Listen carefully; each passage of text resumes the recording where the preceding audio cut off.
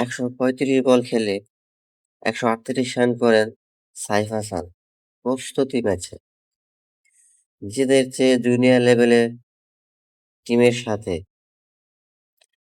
৬টা ৪ এবং ৮টি ৬-এ ১৩৫ বলে ১৩৮ রান করেন সাইফ হাসান। তবে প্রস্তুতি ম্যাচে যাই করুক না কেন, দিন শেষে মূল ম্যাচেই ভালো পারফরম্যান্স করতে হবে। সেখানে তাকে ভালো ব্যাটিং করতে হবে। আর সেখানে তাকে করতে হবে 50 অথবা সেঞ্চুরি।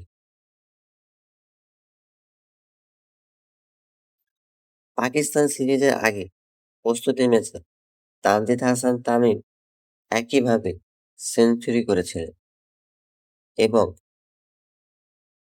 মূল ম্যাচেও তার ধারাবাহিকতাটা ধরে রেখেছিলেন। এখন সাইফ হাসানও ঠিক একই কাজ করলেন। প্রস্তুতি ম্যাচে সেঞ্চুরি হাঁকালেন। ১৩৫ বলে ১৩৮ রান। ভালো একটা ইনিংস খেলেছেন, দারুণ ব্যাটিং করেছেন। তবে সাইফ হাসানও কি এই ধারাবাহিকতাটা ধরে রাখতে পারবেন? মূল ম্যাচে গিয়ে কি একই রকম পারফরম্যান্স করতে পারবেন? সাইফ হাসানের জন্য অনেক কঠিন একটা চ্যালেঞ্জ। সাইফ হাসান বরাবরের মতোই ওয়ানডে সিরিজে বেশ একটা ভালো ব্যাটিং করতে পারেননি। তার পারফরম্যান্সটা তেমন ভালো নয়। তবে টি-টোয়েন্টিতে তিনি দুর্দান্ত। টি-টোয়েন্টিতে তিনি চমৎকার লেভেলের একজন ব্যাটসম্যান। কিন্তু ওয়ানডে ফরম্যাটটা সম্পূর্ণ ভিন্ন। আর এখানেই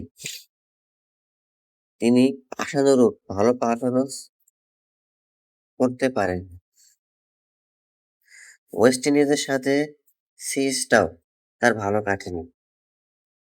পাকিস্তানের সিরিজটাও একেবারে বাজে কেটেছে। আর এবার তার সামনে নিউজিল্যান্ড সিরিজ।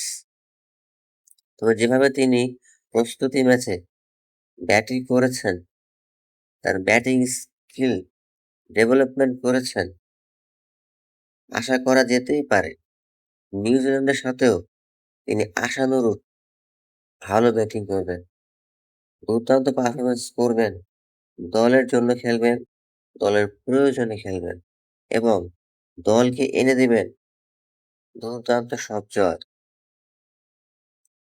সাইফ হাসান এই মুহূর্তে বাংলাদেশ দলের অন্যতম একজন ওপেনার ব্যাটসম্যান এবং টি-টোয়েন্টি ভাইস ক্যাপ্টেন।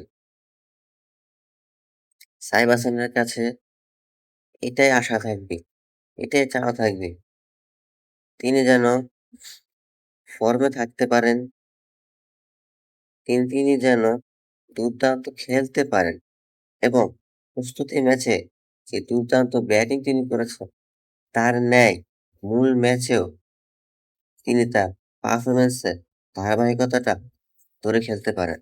এখন দেখার বিষয় সাইফ হাসান কি সেটা করতে পারবেন? তার ধারাবাহিকতাটা কি ধরে রাখতে পারবেন?